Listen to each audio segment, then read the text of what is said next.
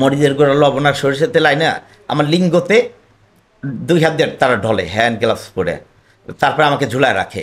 আমি মোহাম্মদ আবুল কালাম রনি, মতিঝিল থানা অন্তর্গত 8 নম্বর ওয়ার্ডের বিএনপির সভাপতি। যখন আমার অফিস মতিঝিল থেকে ডিবি আমাকে অ্যারেস্ট করে নিয়ে গেল, টাইমটা নির্বাচনের আগে, আমি অফিসে বসছি মতিঝিলে আমার প্রতিষ্ঠানে, আমাকে ডিবি নিয়ে গেল। নিয়ে যা প্রথমে আমাকে চোখ বাঁধল ডিবি কার্যালয়ে দোতলায়, সেটা দেখা এডিসি মতিঝিল জোনাল টিমের এডিসি আতিক এবং স্বপন ছিল তার এসআই। আমাকে নিয়ে প্রথমে চোখ বাঁধে, আমার হাত বাঁধে, তারপরে আমাকে মাথায় চোখে গামছা দিয়া বাঁধার পর আমাকে যে নির্যাতন করা হয়েছে, আমাকে মারে, প্রচণ্ড মারতে মারতে আমি অজ্ঞান হয়ে পড়ি। তারপর ওরা আমার ডাক্তার নিয়ে এসে আমাকে পালস দেখার পরে তারপর আবার যখন আমি সুস্থ হই, আমি পানি পর্যন্ত খাইতে চাইছি, কিন্তু আমাকে পানি দেয় নেই।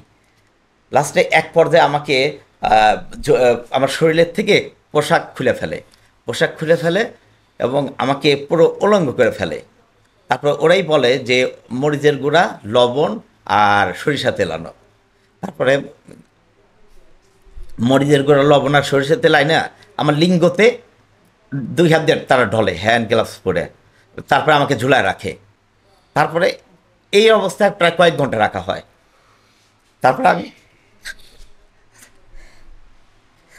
আমি যখন মানে জ্ঞান ফেরাবে আবার সুস্থ হই, তখন আমি মায়ের সহ্য করতে না পাইরা আমি বলি, ভাই আমাকে মাইরে ফেলান, আমি বন সই দিতেছি, আমি লেখা দেবো, আমার মৃত্যুর জন্য কেউ দায়ী না। তারপর বলে যে তারেক জিয়া ক্ষমতা আসবে, খালেদা জিয়া ক্ষমতা আসবে, এই স্বপ্ন তোরা দেখিস না। তারপরও আমাকে মারা বন্ধ করে নেই। তারপরে এক সময় আমি জ্ঞান ফিরে দেখি যে আমি রাজারবাগ পুলিশ হাসপাতাল থেকে আমাকে পরে আবার ওখানে চিকিৎসা করে নিয়ে আসছে, আবার ডিবিতে নিয়ে আসার পরে আমার থেকে 10 লাখ টাকা চাইছে, যে মায়ের থেকে তোকে রক্ষা করবো, কিন্তু টাকা দিবি 10 লাখ।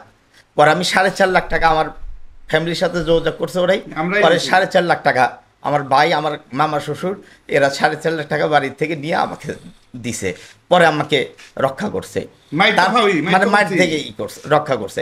আবার রাত্রে 12টার সময় আমাকে নিয়ে গেছে ডিবি হারুন আমাকে রিমান্ড থেকে নিয়ে আসছে, যে কালামকে বলে ভাই আমি, বলে যে ঠিক আছে।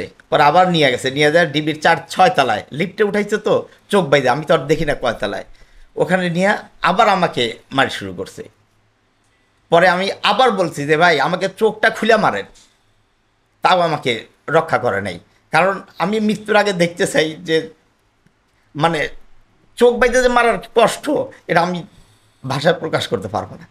কারণ জীবনে আমরা সন্ত্রাসী না, আমরা অপরাধী না। আমি একটা জগন্নাথ থেকে মাস্টার্স পাস ছেলে, আমি একজন ভালো বাংলাদেশের ব্যবসায়ী, সফল ব্যবসায়ী, আমার এক্সপোর্ট ইম্পোর্টের ব্যবসা আছে, আমার একটা ঐতিহ্য আছে, অথচ আজকে আমি মানে বিএনপি হয়ে সন্ত্রাসী হয়ে গেলাম। এমন সন্ত্রাসী যারা মার্ডার কেসের আসামি, এই এডিসি আতিক, এবং আমি আমার মির্জা আব্বাস সাহেবকেও জানাইছি জেলখানার ভিতরে যে এডিসি আতিক মারছে, এবং তার সাথে স্বপন এবং তার পুরা হারুনের নির্দেশে, এবং হারুন আমাকে 2 দিন আসছে দেখতে, কিন্তু কোনোদিন আমাকে সাহায্য করে নাই। তারপরে জেল তো খাটছি, জেল খাটতে শেষ, এবং জামিন নিতে গেলাম 2 লাখ 3 লাখ 4 লাখ টাকা দিয়ে জামিন নেই। তারপরে আমার এই বন্ধু এই ইসমাইল হোসেন, এই যে আরমান হোসেন, নুর ইসলাম আরমান, যখন হাইকোর্ট থেকে বাড়াইছে, গেটের থেকে তাদেরকে অ্যারেস্ট করছে আবার।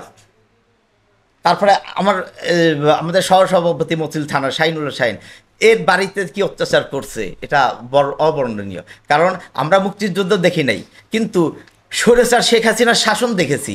এটি মুক্তিযুদ্ধ যে কি, তার থেকে ভয়াবহ দৃশ্য এখন মানুষ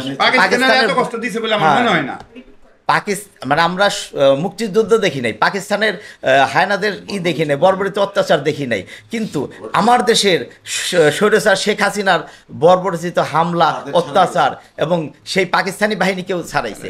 আমরা তো দ্বিতীয় স্বাধীনতা অর্জন করেছি, শুধু স্বাধীনতা অর্জন করি নাই, আমরা স্বাধীনতা পাইছি দ্বিতীয়বার, এবং শহীদ জিয়ার গণতন্ত্র যে মানে পুনঃপ্রতিষ্ঠিত হয়েছে এই বৈষম্য বিরোধী ছাত্র আন্দোলনের মাধ্যমে।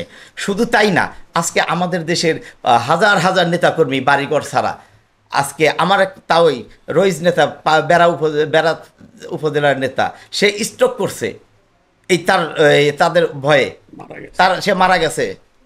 তারপরে আমাদের হান্নান সাহেব এই অত্যাচারে শাহবাগ থানার, সে মারা গেছে হার্ট স্ট্রোক করে এই যে একদিন আগে। আর বাড়িঘর তো দূরের কথা, ছেলে মেয়ে নিয়েও আমরা শান্তিতে থাকলো, কোনো ঘুমাইতে পারিনি এই ঘরে বাড়ির।